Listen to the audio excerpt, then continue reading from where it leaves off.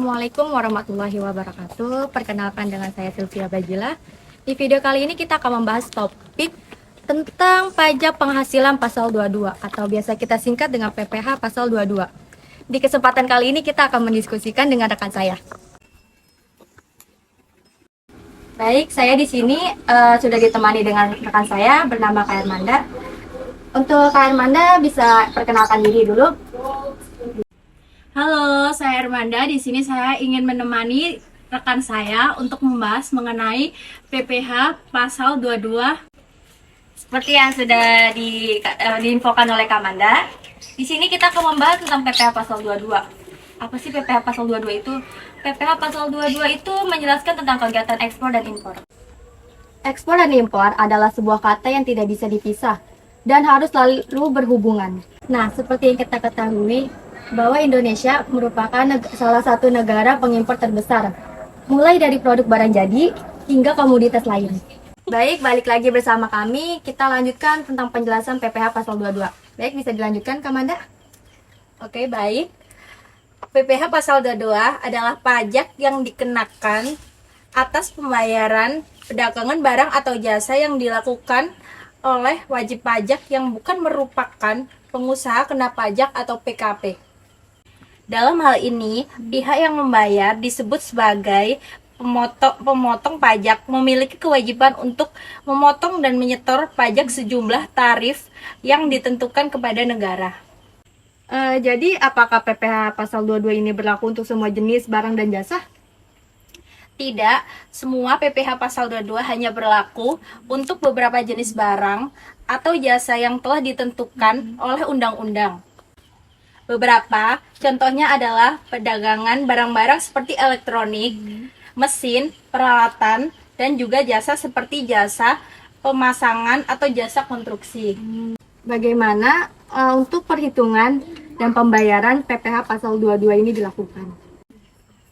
Baik, untuk tarif PPh pasal 22 terbagi menjadi dua, yaitu tarif impor dan tarif ekspor.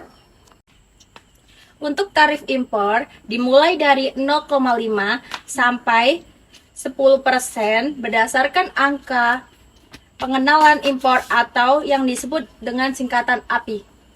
Dan tarif 7,5% tanpa angka pengenalan impor. Dan untuk transaksi ekspor dikenakan tarif sebesar 1,5% yang dikalikan dengan harga jual dan harga beli maupun nilai. Untuk transaksi ekspor dikenakan tarif sebesar 1,5% yang dikalikan dengan harga jual dan harga beli. Tergantung transaksinya sebelum dikenakan PPN atau pajak pertambahan nilai. Oke, Kak Amanda, apakah ada persyaratan khusus yang perlu diperhatikan oleh pemotong pajak? Tentunya ada beberapa persyaratan yang perlu diperhatikan oleh pemotong pajak. Baik, yang pertama, pemotong pajak harus memiliki nomor pokok wajib pajak atau biasanya yang disebut dengan NPWP yang masih berlaku. Kedua, pemotong pajak harus membuat dan menyampaikan surat setoran pajak atau SSP sebagai bukti pembayaran ke kantor pajak terkait. Baik, untuk pertanyaan terakhir nih, Kak Hermanda dari saya. Apakah ada sanksi atau konsekuensi jika pemotong pajak tidak memenuhi kewajibannya? Tentu ada sanksi yang dapat diberikan oleh pihak pajak jika pemotong pajak tidak memenuhi kewajibannya.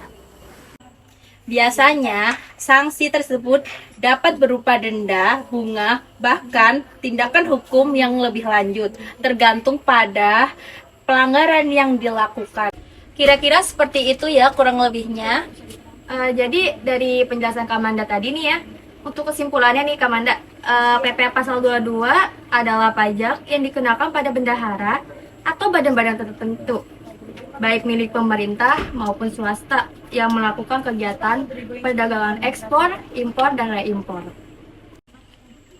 Nah, itu tadi penjelasan tentang pajak penghasilan pasal 22. Terima kasih untuk Kak Hermanda yang sudah membantu saya menjelaskan tentang materi ini. Baik, terima kasih juga untuk Kak Sylvia ya untuk diskusi kali ini. Mungkin bisa disambung lain waktu ya Kak ya. Terima kasih sebelumnya. Sama-sama Kak Amanda. Baik, sekian dari kami. Kurang lebihnya mohon maaf apabila ada salah kata atau penjelasan yang kurang tepat atau sulit dimengerti.